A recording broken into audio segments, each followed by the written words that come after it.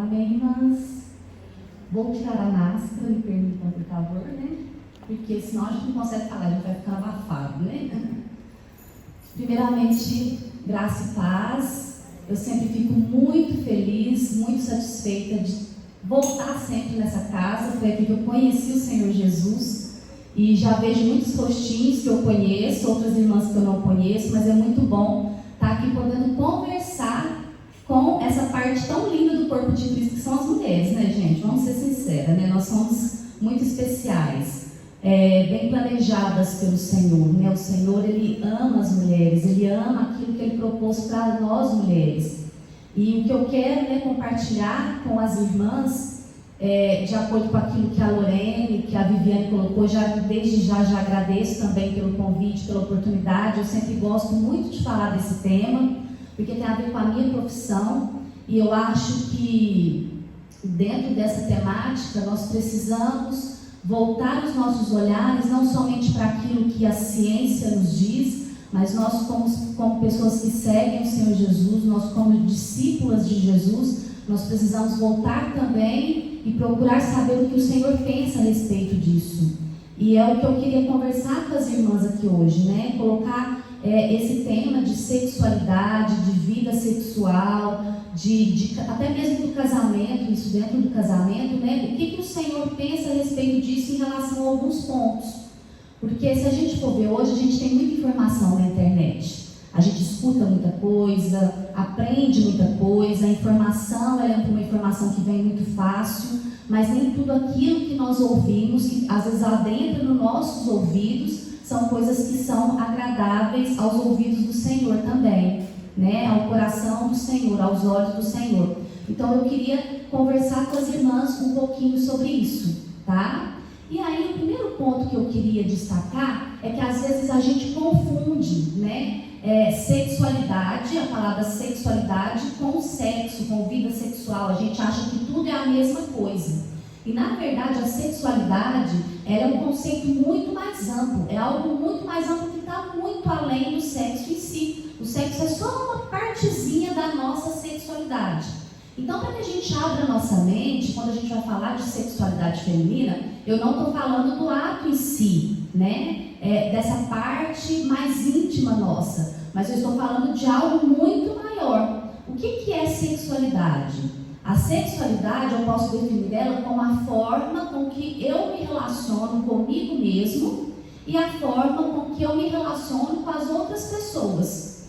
Tudo bem que o sexo está inserido dentro da sexualidade, até porque o sexo é uma interação social, gente. Entre duas pessoas, é um relacionamento, é uma interação social. Então, por isso ela está inserida dentro da sexualidade, mas ela é muito mais ampla. Então, a sexualidade ela tem a ver a forma com que eu recebo afeto, a forma como eu dou afeto. Já viu que tem pessoas que às vezes têm dificuldade de serem tocadas? Às vezes não gostam de abraço, não gostam de beijo. Ou pessoas, por exemplo, que têm dificuldade de serem mais amorosas, demonstrarem mais afeto, mais carinho, né? São traços da sexualidade daquela pessoa. E a nossa sexualidade ela é formada desde o ventre materno, desde criancinha. Então, por isso que a gente tem que falar disso também, porque eu vejo que aqui muitas são mães, tem crianças pequenas. A forma como você fala com o seu filho, a forma como você toca o seu filho, a forma como você ensina o seu filho determinada coisa, isso vai refletir na construção da sexualidade dele. O jeito que ele vai se relacionar com ele mesmo e o jeito que ele vai se relacionar com as outras pessoas. Então a gente vê que a sexualidade ela é muito mais ampla. E a sexualidade ela é algo do caráter também do Senhor Deus, né? De Deus. Por quê?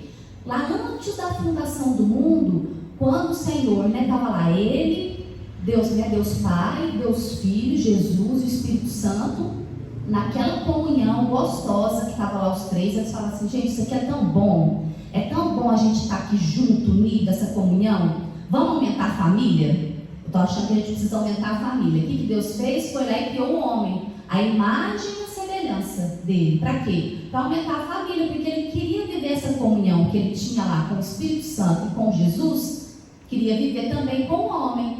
E aí o Senhor criou o homem e a mulher. com qual objetivo que nós fomos criados? Já parou para pensar? Por que a gente foi criado? A gente foi criado para se relacionar. A gente foi criado para ser uma família. Por isso que nessa época da pandemia, irmãs, qual que é a maior agonia nossa? Não poder estar junto, não é?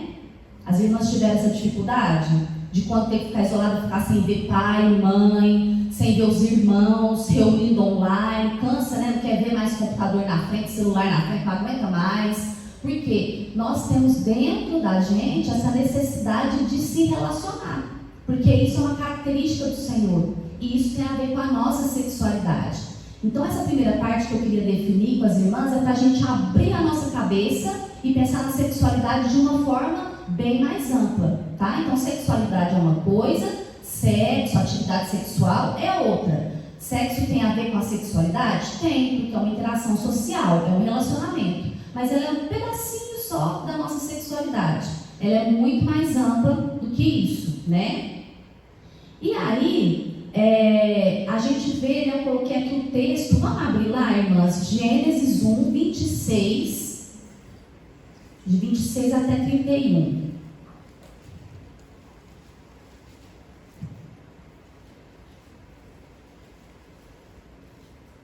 Gênesis 1, 26 a 31.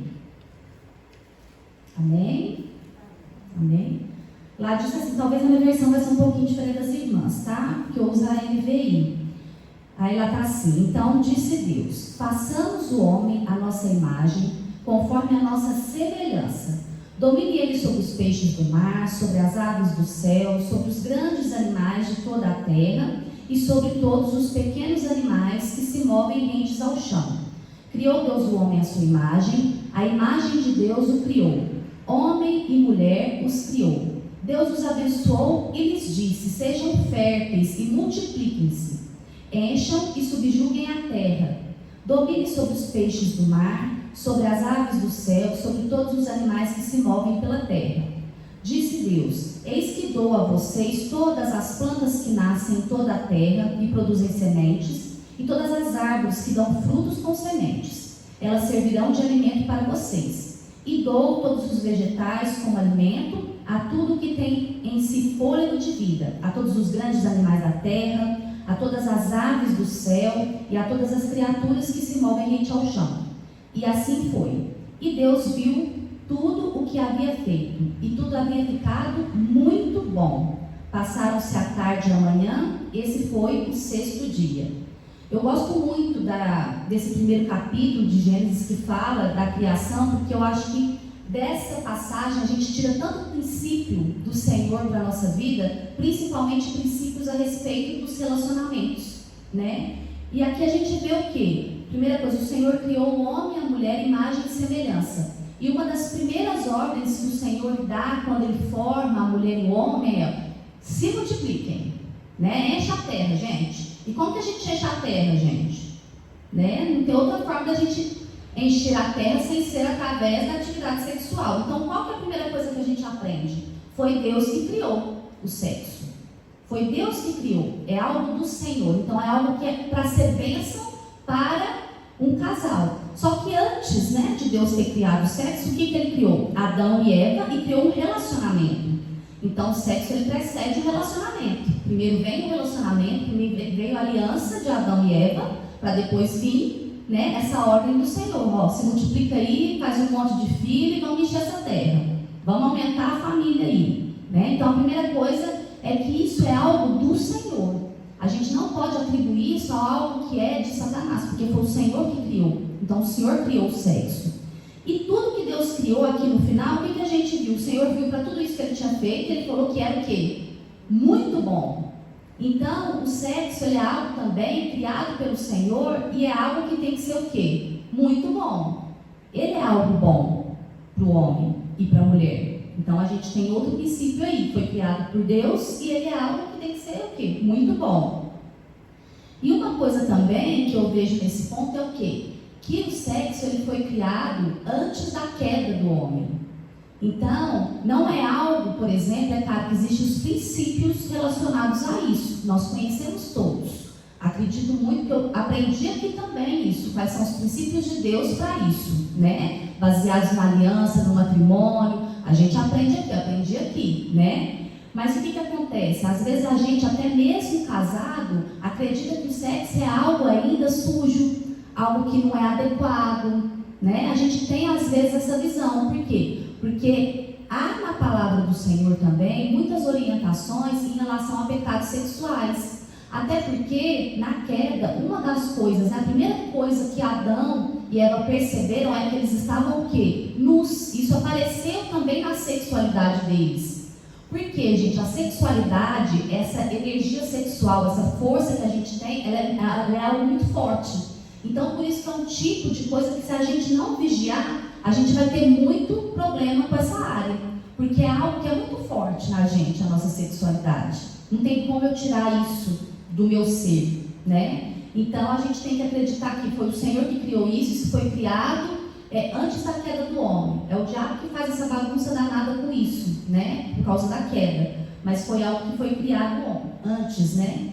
Se a gente pensar então na sexualidade como essa forma de relacionamento, comigo mesmo e com outras pessoas, se a gente for ver na palavra de Deus, a palavra nos ensina muito sobre isso, como nós devemos tratar do nosso irmão, como deve ser o nosso relacionamento com os nossos pais, com os irmãos de casa, a família, com os irmãos da fé. Eu acredito que nisso nós não precisamos falar, porque nós temos orientações específicas e muito claras a respeito do relacionamento.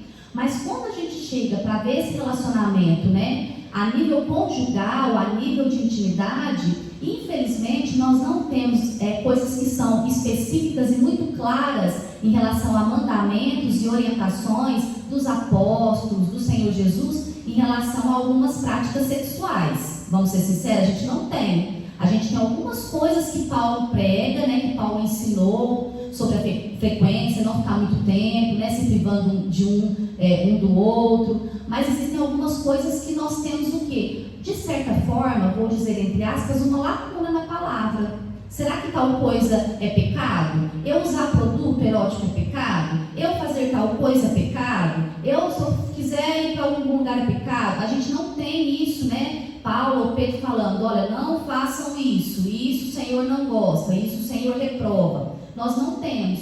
E o que acontece quando a gente não tem uma definição clara do que o Senhor espera a respeito de determinada prática?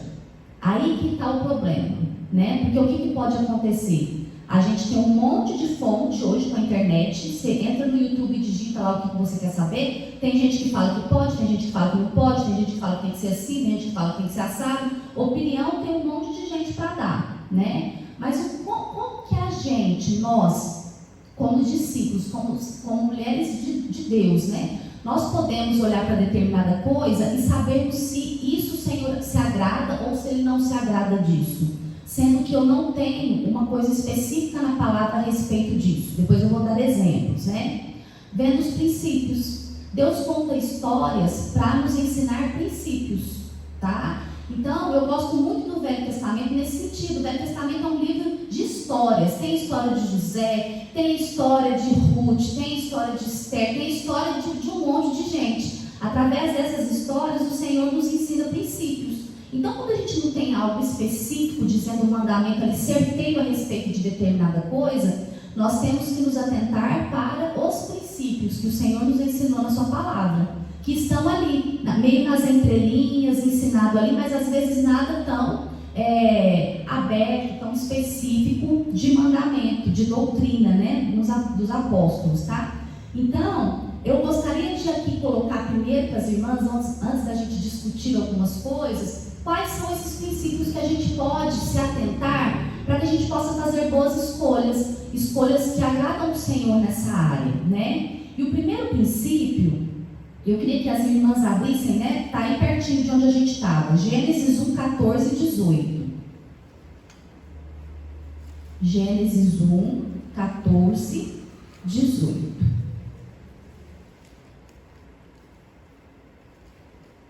Certo? Amém? Lá diz assim, disse Deus, haja luminares no firmamento do céu, para separar o dia da noite. Sirvam eles de sinais para marcar estações, dias e anos, e sirvam de luminares no firmamento do céu para iluminar a terra. E assim foi. Deus fez 2 grandes luminares, o maior para governar o dia e o menor para governar a noite. Fez também as estrelas. Deus os colocou no firmamento do céu para iluminar a terra, governar o dia e a noite, e separar a luz das trevas. E Deus viu que ficou bom. O que eu aprendo com esse versículo em relação a um princípio? O Senhor cria as coisas com uma forma, dando a ela uma direção. Ele cria uma estrutura no nosso corpo ou algo no mundo e dá um objetivo, ele serve para isso, né? Então eu tenho uma forma, uma direção. Por exemplo, o Senhor criou os luminares, o sol e a lua, e para que ele serviu? Ele já deu a direção para isso que ele criou, para esses luminares. Separar dia da noite, marcar estações, dias e anos, servir de luminar no céu. Então o Senhor cria tudo que o Senhor criou tem uma forma de ser e tem uma direção, um objetivo para cumprir. Assim também irmãs, no nosso corpo.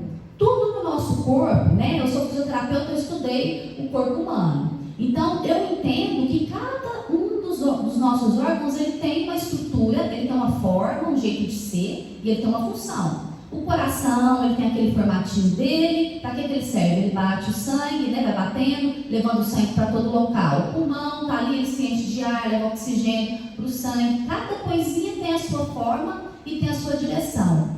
Quando a gente fala disso, a gente pode pensar sobre algumas práticas. Vou dar aqui e já começar a falar algum exemplo, né? Vamos supor, né? O sexo anal, um exemplo, né? Será que isso é algo que o Senhor deseja para nós? Vamos pensar, o Senhor criou o intestino, né? O intestino serve para quê?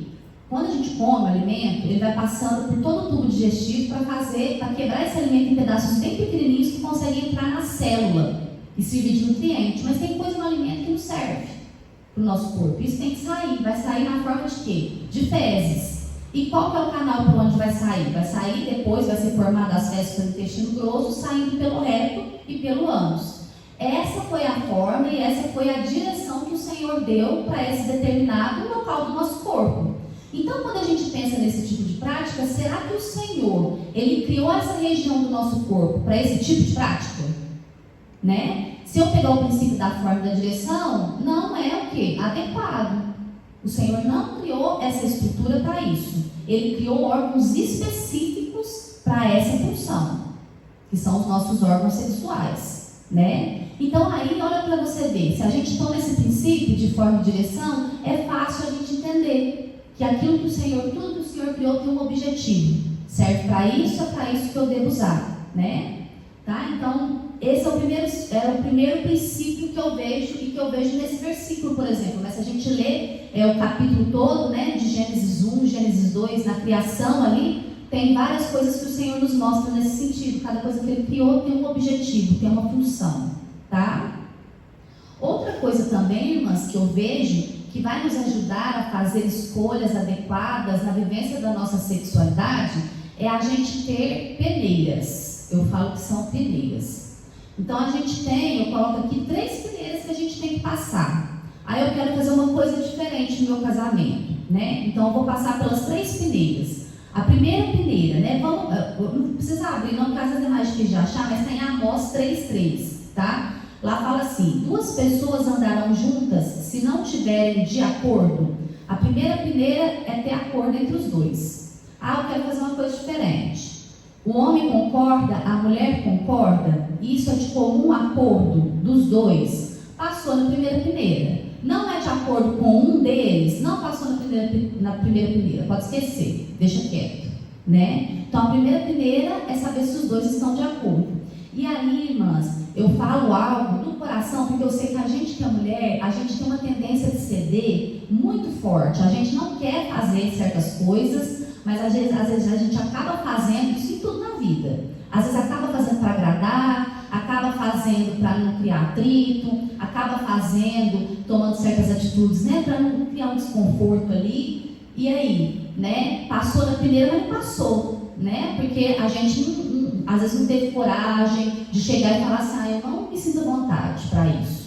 Então é importante ter esse diálogo, não quero, né? Não quero fazer isso, não gosto, não me sinto bem, né? Ser sincera para falar, porque precisa passar por essa primeira peneira.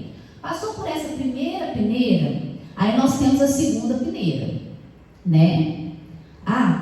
Nessa questão de comum acordo, né? Eu sou uma pessoa, quem me segue lá no Instagram, né? Eu sou uma pessoa que eu sou muito liberal em relação a algumas coisas. Eu acho que assim, é o casal que escolhe, né? Pode isso, não pode aquilo. Tem certas coisas que é de comum acordo do casal, é lá entre eles, né? Mas tudo deve ser conversado antes, né? Então, converse antes com o marido a respeito de determinada coisa, a mulher, ou o marido conversar com a mulher antes, né? E não deixar para na hora querer conversar sobre isso. Então, sempre conversar a respeito dessas coisas é importante, né? Antes, sobre os desejos que cada um tem.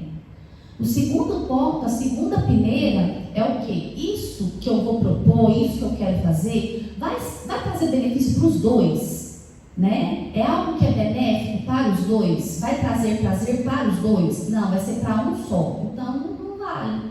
É a mesma coisa, por exemplo, tocando aqui no assunto novamente, irmãs, do sexo anal. Às vezes é algo que vai dar prazer só para o homem, para a mulher não vai dar. Passou na peneira? Não passou. Tem que fazer? Não tem. Né? Se não dá prazer para os dois, não é adequado, porque não foi assim que o Senhor instituiu a intimidade. A intimidade foi para ser gozada pelos dois, para ser aproveitada pelos dois, não somente pelo homem ou não somente pela mulher. Então a segunda peneira é se vai trazer benefício, se vai trazer prazer para as duas pessoas, né? E aí eu tenho um versículo, né? Vou ler aqui também de Mateus 7,12. Assim em tudo, façam aos outros o que vocês querem que eles façam a vocês, pois esta é a lei e os profetas, né? Aí a gente vamos ver, se fosse o contrário, a pessoa ia achar bom fazer isso nela, né? Ela quer fazer, por exemplo, no outro, mas não quer fazer nela, que faça nela, né? Então isso não está certo. Aquilo que eu quero que façam comigo é o que eu vou fazer com a outra pessoa, né? E a terceira peneira é se vai trazer paz, se não vai pesar a sua consciência. Isso é importante. Colossenses 3,15 diz que a paz de Cristo seja o árbitro em seu coração, visto que vocês foram chamados para viver em paz como membros de um só corpo, e sejam agradecidos. Então a paz também, ela é uma coisa que nos dá a certeza de que aquilo que nós queremos fazer ou vamos fazer é algo que o Senhor se agrada, né? Ela é o árbitro, ela é o juiz do nosso coração. Se o nosso coração nos condena em relação a não termos paz, é um sinal de que não é algo adequado para ser feito, né? Então aqui eu já passei, né, para as irmãs 2 princípios, o princípio da forma e da direção e o princípio das peneiras. Não vamos esquecer quais são as 3 peneiras. De comum acordo, vai trazer benefício, prazer, alegria para os dois, né? Vai pesar a consciência ou não? Então passe pelas 3. O ideal é que se passe pelas 3 peneiras bonitinho, tá? Não fique nenhuma não. Ok? Tá?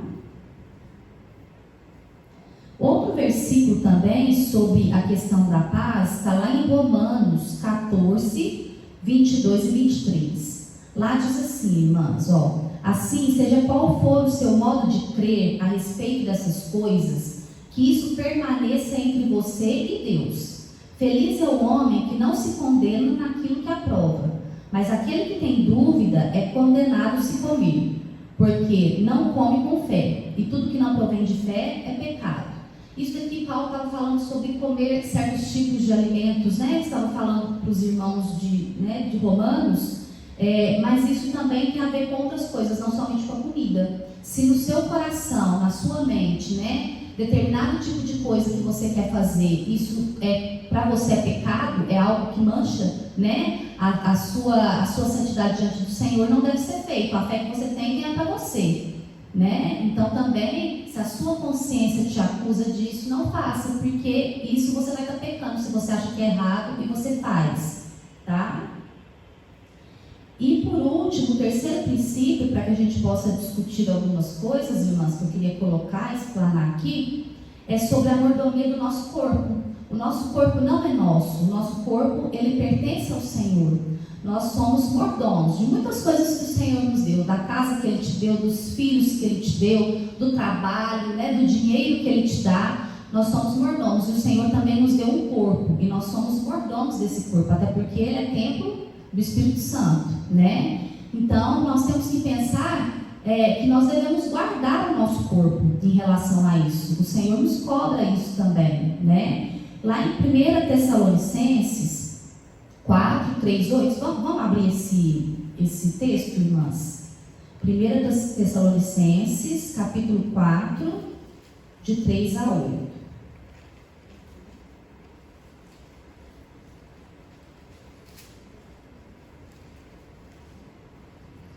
Lá diz assim: a vontade de Deus é que vocês sejam santificados, abstenham-se da imoralidade sexual.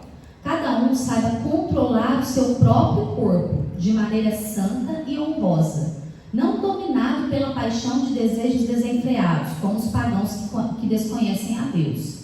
Nesse assunto, ninguém prejudique seu irmão, nem dele se aproveite. O Senhor castigará todas essas práticas, como já dissemos e asseguramos, porque Deus não nos chamou para a impureza, mas para a santidade. Portanto, aquele que rejeita essas coisas não está rejeitando o homem, mas a Deus que lhes dá o seu Espírito Santo. Então aqui, uma coisa que a gente vê é que, apesar dos desejos, gente, vamos falar sincero, tem coisa que a gente tem na gente, desejos que nós temos, que são pecaminosos. A gente tem uma natureza pecaminosa. A gente tem que dia a dia ir crucificando o nosso velho homem. Falar que a gente tem sempre pensamentos santos, falar que a gente sempre tem desejos santos, a gente está sendo hipócrita, vamos ser sinceros, né? Mas o que acontece que a gente tem que ter aqui, que Paulo nos ensina? Que a gente não deve ser dominado pela paixão de desejos desenfreados. A gente tem que ter o quê? Domínio próprio. E esse domínio próprio, irmãs, é domínio próprio tanto para excesso, quanto também para falta, né? A gente vê que antes a gente era o quê? Muito reprimido na igreja em relação a esses assuntos. Aí agora, né? Liberdade, liberdade, liberdade, a gente está quase caindo na libertinagem, não é? Então assim, a gente é muito polarizado, né? Ou 8 ou 80. Então, nem tanto para um, nem tanto para outro. A gente tem que achar um equilíbrio. Quem vai dar esse equilíbrio é o Espírito Santo, que nos mostra qual que é a verdade, né? Ele habita em nós e nos mostra aquilo que o Senhor quer. Mas Ele também vai nos ajudar a gente o quê? Botar um cabresto nesse velho homem nosso e ir mantendo ele aqui. Porque dizer que a gente não vai ter desejos que não são adequados, vontades que não são adequadas, não só nessa área, irmãs, em qualquer outra coisa. Às vezes a língua está coçando para falar do irmão. A gente tem que ter o quê? Não ser dominado por essas paixões da nossa velha natureza, né? Isso quem nos ajuda é o Espírito Santo. E principalmente a gente tem muita palavra a respeito de moralidade sexual, de impureza, porque isso é uma coisa, não adianta, isso é uma coisa que está no nosso meio, que a gente precisa muito da misericórdia do Senhor para lutar contra isso, porque a gente tem luta constante sobre essas coisas, né? E isso não é um problema só dos jovens, não, que não casaram ainda não, que passam tentação, que ainda não casaram. As irmãs eu sei que também passam, né? Podem ser de uma maneira diferente, mas todos nós estamos expostos, né, a isso, a sofrer essas tentações. Então, que nós possamos pedir para o Senhor nos dar domínio próprio, né? Nem para mais, né? Nem para a gente exagerar demais e nem para ser reprimido demais também, porque os dois pontos o Senhor não se agrada disso também, né? 1 Coríntios 6, 18, 20, lá diz assim também: fujam da imoralidade sexual. Todos os outros pecados que alguém comete, fora do corpo os comete, mas quem peca sexualmente, peca contra o seu próprio corpo. Acaso não sabem que o corpo de vocês é santuário do Espírito Santo que habita em vocês, que lhes foi dado por Deus, e que vocês não são de vocês mesmos? Vocês foram comprados por alto preço. Portanto, glorifiquem a Deus com o seu próprio corpo. O nosso corpo não é nosso. O nosso corpo é propriedade do Senhor. O Senhor pode ter nos dado o domínio do corpo. Qual é a diferença de propriedade e domínio? Né? Vamos supor, eu vou alugar uma casa, né? tem o dono da casa, o dono tem a propriedade da casa, tem a escritura da casa, a casa é dele, só que com o contrato de locação, ele passa o domínio para mim, que vou morar na casa. Então o Senhor fez isso, tudo que está na terra pertence ao Senhor, o céu, todas as coisas, tudo que habita na terra, tem esse versículo em Salmos, pertence ao Senhor, nós pertencemos ao Senhor, o nosso corpo pertence ao Senhor, né? E a gente que é solteiro, ele nos dá o domínio do nosso corpo. Quando a gente casa, o nosso corpo nem a gente tem domínio, porque o domínio é do marido, né? E assim a mulher tem o domínio do corpo do homem. Então aí que a gente tem que ter mais cuidado ainda, tá? Então o nosso corpo não é nosso. Se a gente pensa que o nosso corpo não é nosso, você mora numa casa de aluguel, você sabe que quando você vai entregar, a casa tem que estar pintadinha, arrumadinha, sem buraco, entregar ela bonitinha, não é? Como que a gente vai entregar o nosso corpo para o Senhor? Né? Quando o Senhor vier, o Senhor busca uma noiva sem ruga, sem mácula, perfeita, né? Uma noiva realmente separada dessas coisas, né, desse mundo. Então, nosso corpo não é nosso. E para aquelas que são casadas, nem seu mais ele é, né? Ele é do seu marido. Ele que tem o domínio do seu corpo. É o que diz em 1 Coríntios 7,4, né? A mulher não tem autoridade sobre o seu próprio corpo, mas sim o marido. Da mesma forma, o marido não tem autoridade sobre o seu próprio corpo, mas sim a mulher, tá? Esse versículo me fala muito sobre uma coisa que a gente precisa tomar muito cuidado e que eu vejo que às vezes começa a entrar dentro, né, no seio da igreja mesmo, né, do Senhor, principalmente para nós mulheres, que tem a ver com o feminismo. Então a gente tem que tomar muito cuidado, porque eu não sei se as irmãs que acompanham essa internet viu, que não sei em que lugar que é, não sei se é em Brasília, Espírito Santo, que os planos de saúde começaram a exigir para a mulher que queria colocar DIU, dispositivo intrauterino, né, que é um método anticoncepcional, começaram a exigir a assinatura, a autorização do homem para aquelas que são casadas, né, a autorização do homem para que pudesse colocar o DIU nela. Aí foi uma explosão, né, das feministas, o quê? O corpo é meu, eu que mando, eu faço o que eu quero, né, o marido não me manda, o homem não manda, não sei o que tem.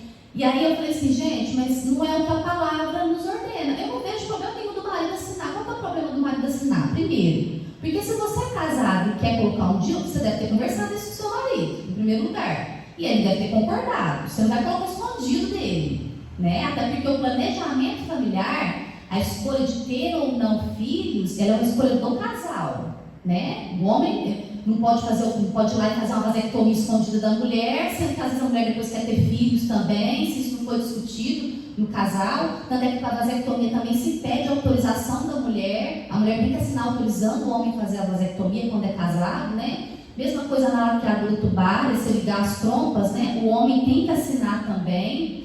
Eu não vejo qual que é a dificuldade, mas foi o furdunço, pelo menos eu que trabalho com saúde da mulher, né? As pessoas que eu sigo que trabalham com isso, eu vi que foi uma discussão danada e o que me entristeceu foi muitas pessoas cristãs defendendo esse tipo de comportamento, de falar assim, não, mas é a mulher que manda no corpo dela, né? Ela não tem que pedir autorização de ninguém, você não precisa ter autorização de ninguém para fazer alguma coisa. E a gente tem que tomar cuidado com isso, porque a partir do momento que nós casamos, né, já não existe mais eu, né? Existe o nós, né? Existe a família, o conjunto, o homem e a mulher, eles se tornam uma só carne. Então vamos tomar cuidado com isso, porque às vezes, né, o marido às vezes não concorda com determinada coisa, e eu nem estou falando às vezes aqui de prática sexual não, irmãs. Estou falando de coisas do dia a dia. Às vezes o marido não concorda com alguma coisa que você quer adquirir, comprar, por exemplo, ou alguma coisa que você quer ensinar para os seus filhos, você não fala isso para ele, passa por cima dele, né? A gente tem que tomar cuidado com isso.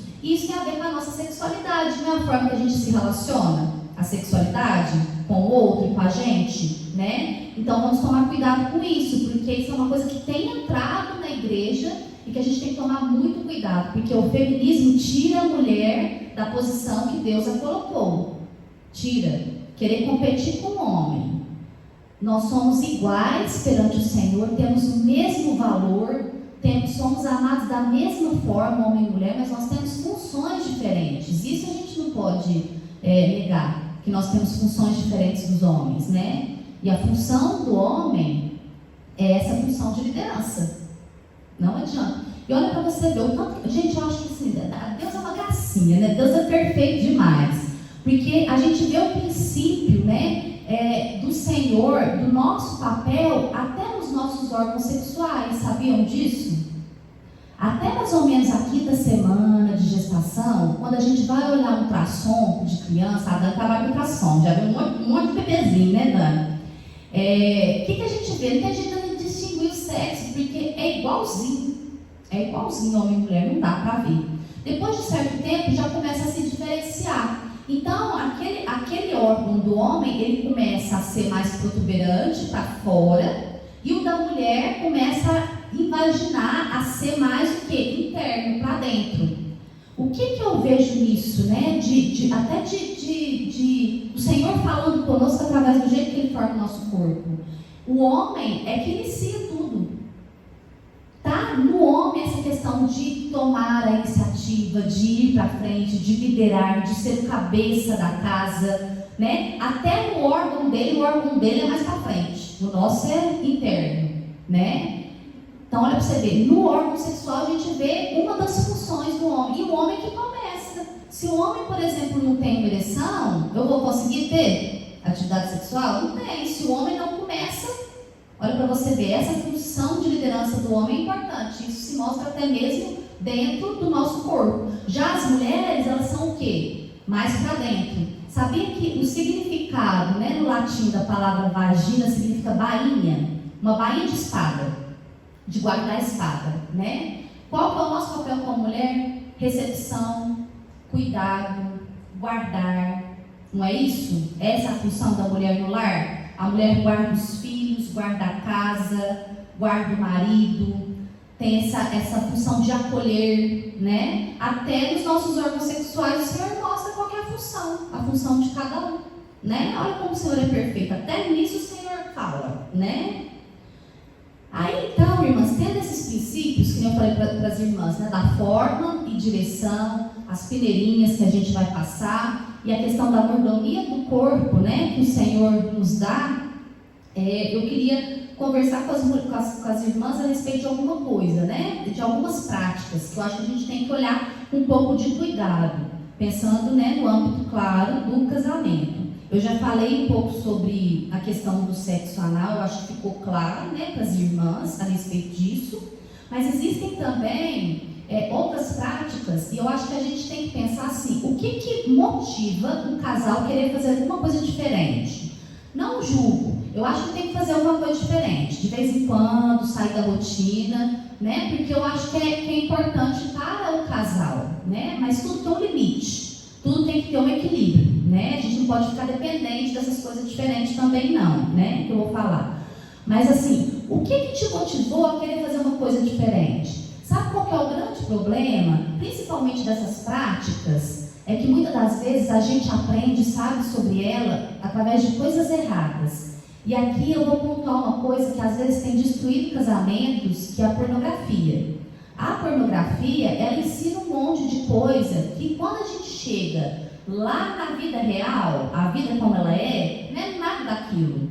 Porque um filme, né, uma revista de mulher ou de homem, que tem dos dois, né? Internet não, gente, a coisa mais fácil que você tem que ter acesso é pornografia. O Instagram, se você não tomar cuidado, você tem acesso à pornografia. E quando eu falo pornografia, vamos ampliar também a nossa visão a respeito de pornografia. A pornografia, ela não tem a ver só com o filme pornô, não, que mostra cenas explícitas, né, de ato em si.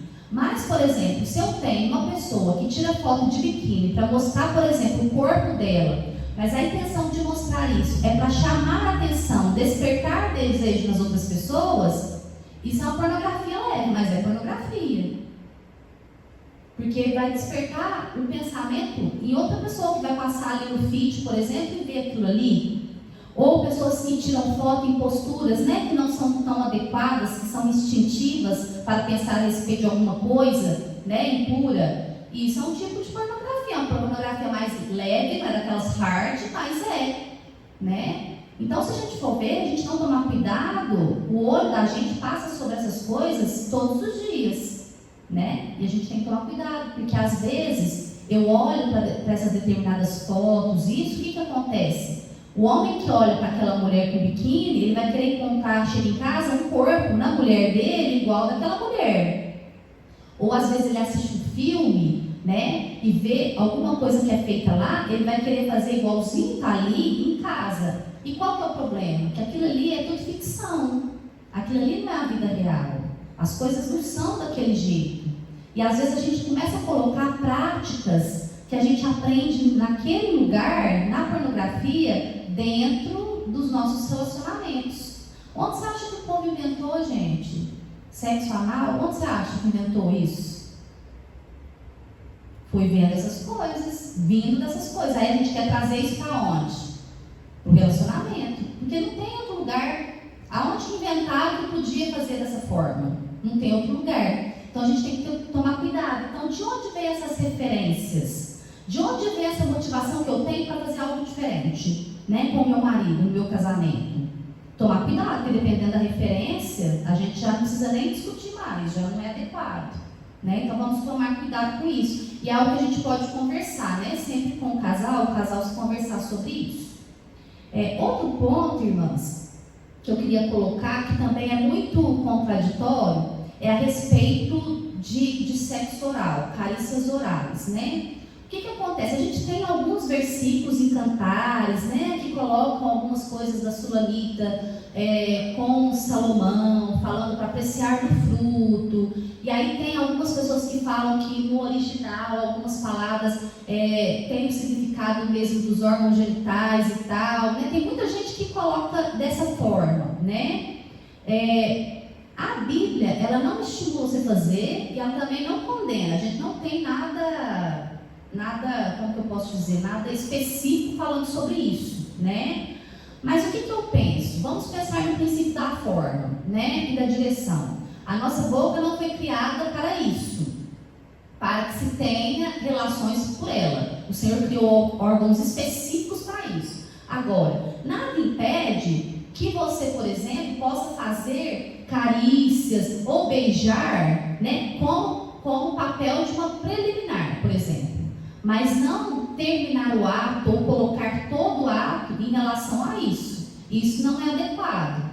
Mas nada impede de você beijar o corpo do seu marido, nada impede. O que a gente não pode, às vezes, é finalizar o ato nesse sentido. E isso eu acredito que não seja adequado. Porque uma coisa, né, que diz lá em Cantares, lá fala, né, para ela saborear o fruto do jardim, por exemplo, saborear, né, degustar é algo assim, pequeno em relação a comer, né, um prato de pedreiro, por exemplo, né. Então, existe essa diferença, eu penso dessa forma. Saborear seria você usar disso como uma preliminar, mas você não pode finalizar a relação dessa forma, porque a boca não foi feita para isso. Não é a forma nem a direção que o Senhor deu para essa parte do nosso corpo.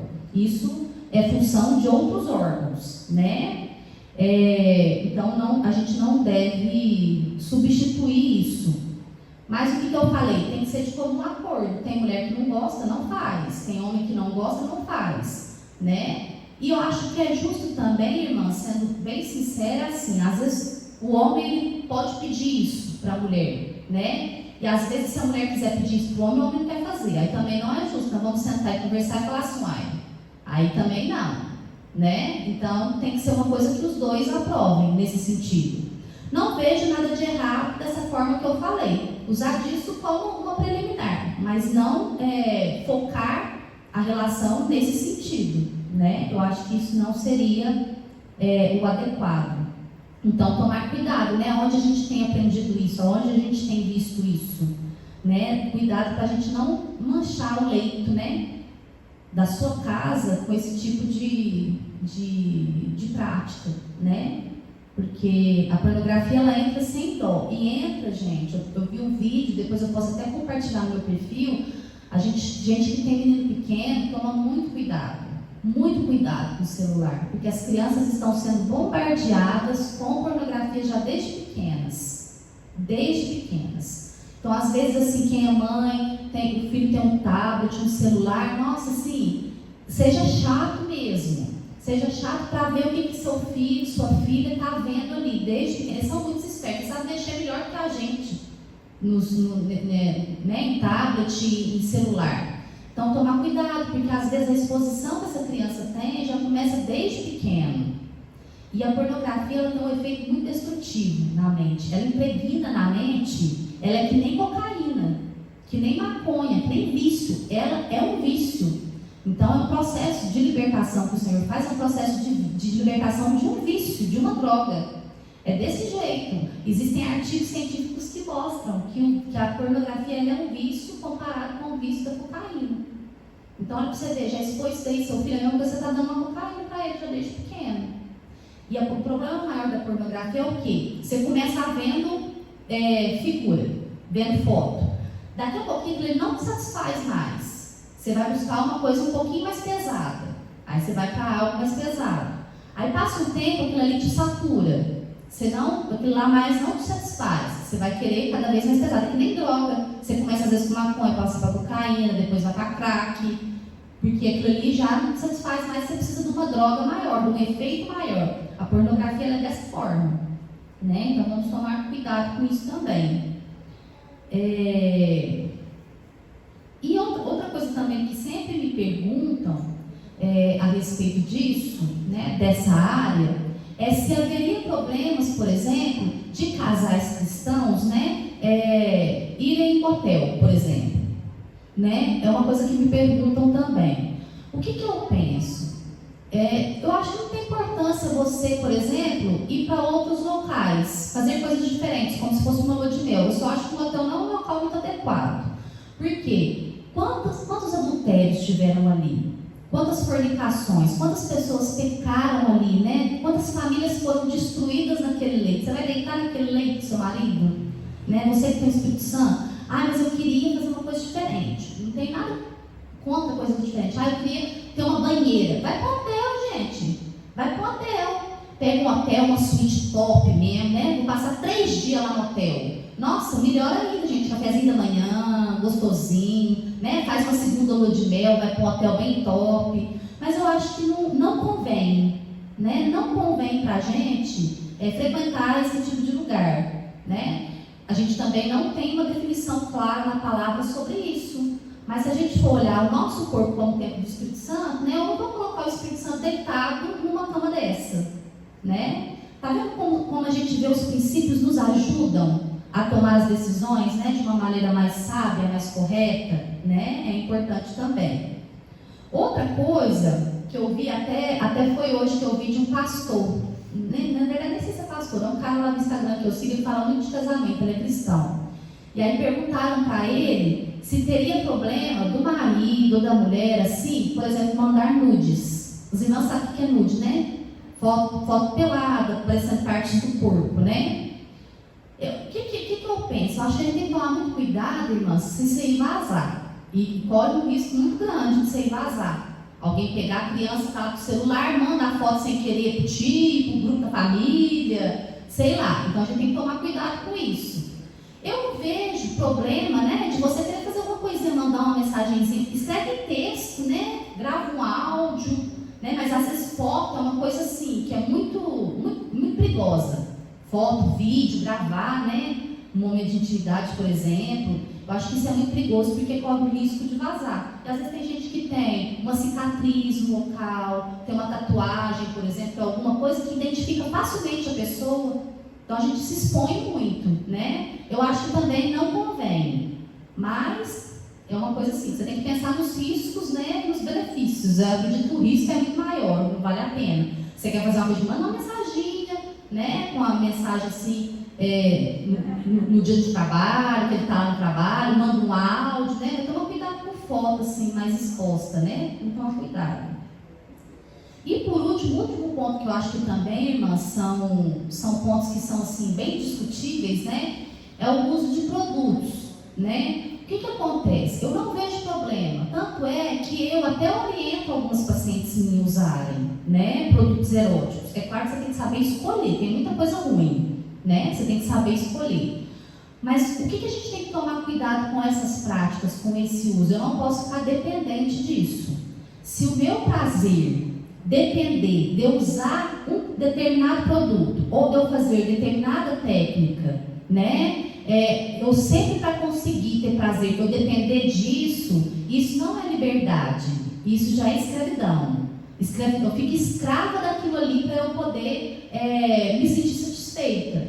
Eu não vejo problema. Tem que usar sempre? Não tem que usar sempre, porque sua região genital ela tem um pH. Você ficar passando as coisas lá direto, vai alterar o pH, né, da sua vagina, da sua vulva, e isso vai deixar mais propensa a infecção. Mas nada impede de você usar de vez em quando, né? Tem muito produto que é legal, tem velas de massagem, você fazer uma massagem, a vela tem um cheirinho gostoso, né? Tem muita coisa legal que dá para usar, só que você não pode ficar dependente disso para utilizar isso. E peça orientação, né?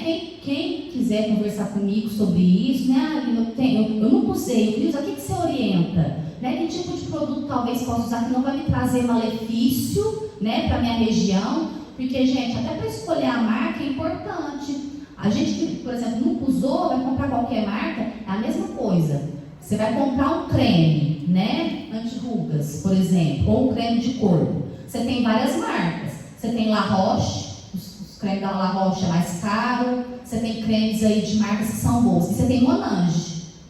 Nos produtos sexuais, produtos eróticos, são assim também. Tem coisa que é estilo Monange, baratinho, e tem coisa que é estilo La Roche, que é mais cara. Mas são produtos que não são testados em animais, são produtos que são veganos, por exemplo, que são todos naturais. Você paga um pouco mais caro, mas você está preservando a sua saúde também. Então, se você tem vontade, eu não condeno. Eu só acho que você não pode ficar dependente disso e procurar saber de onde você vai comprar a marca certinho, como usar, do jeito certo, né? Mas eu não vejo problema em usar. A gente só não pode ficar dependente disso para se sentir satisfeita, né? E por último, irmãs, queria que vocês abrissem, já estou terminando, em 1 Tessalonicenses 5:23.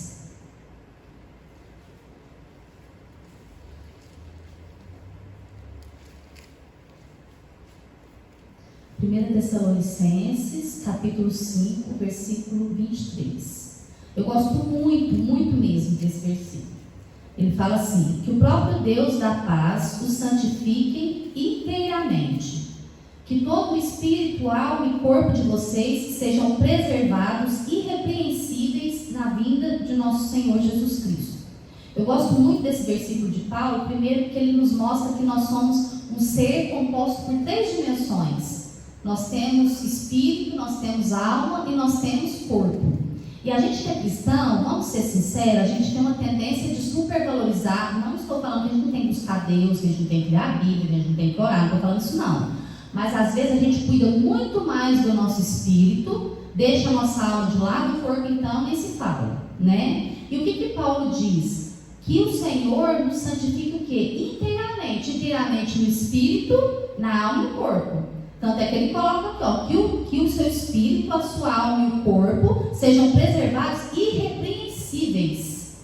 É um versículo muito forte esse. É uma palavra muito forte de Paulo. Eu tenho que ter um espírito irrepreensível, a minha alma. O que é a alma? É a emoção, os pensamentos e a minha vontade. Ela precisa ser irrepreensível.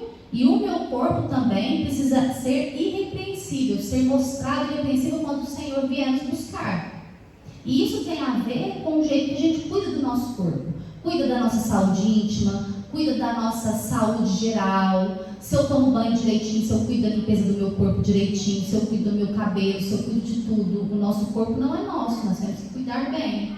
E uma das partes que a gente conversou aqui hoje é essa parte da nossa intimidade. Que a gente tem que tomar cuidado, porque o Senhor vai requerer de nós que os nossos corpos sejam entregues a eles de maneira irrepreensível, inclusive para aqueles que são casados, porque a gente pode pecar também sendo casado nessa área.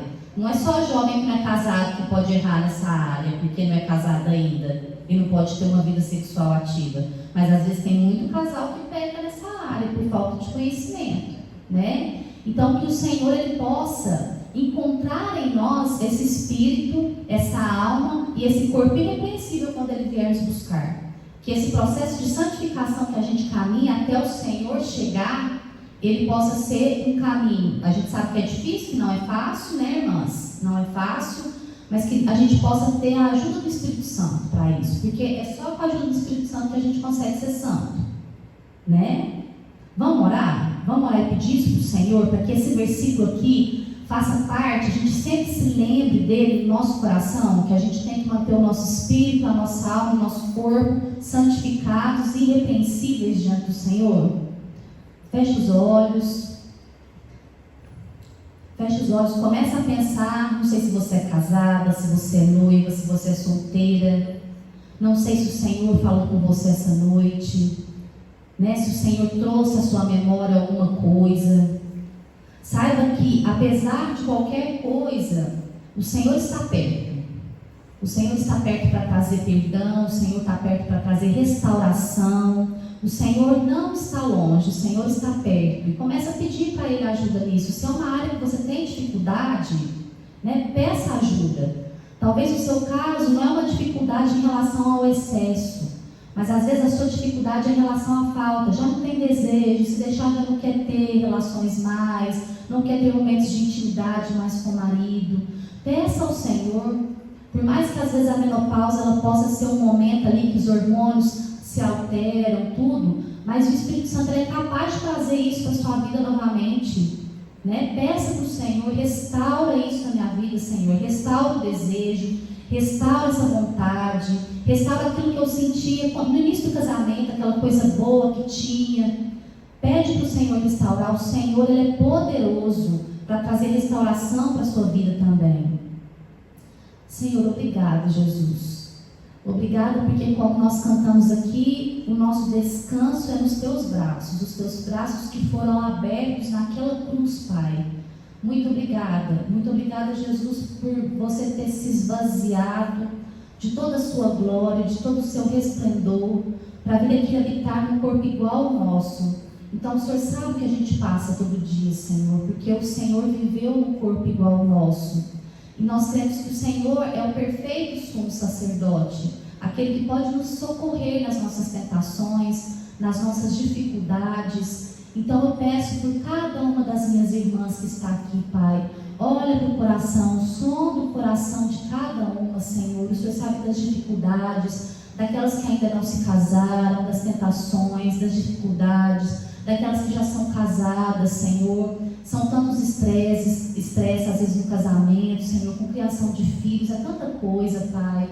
Mas o Senhor, ó Deus, ó Pai, colocou, ó Deus, ó Pai, a intimidade conjugal não como algo mais importante do casamento, Pai. O mais importante nós sabemos que é a aliança, né, entre duas pessoas. Mas o Senhor colocou sim, Senhor, a intimidade como um pilar importante, Senhor, do relacionamento entre um casal.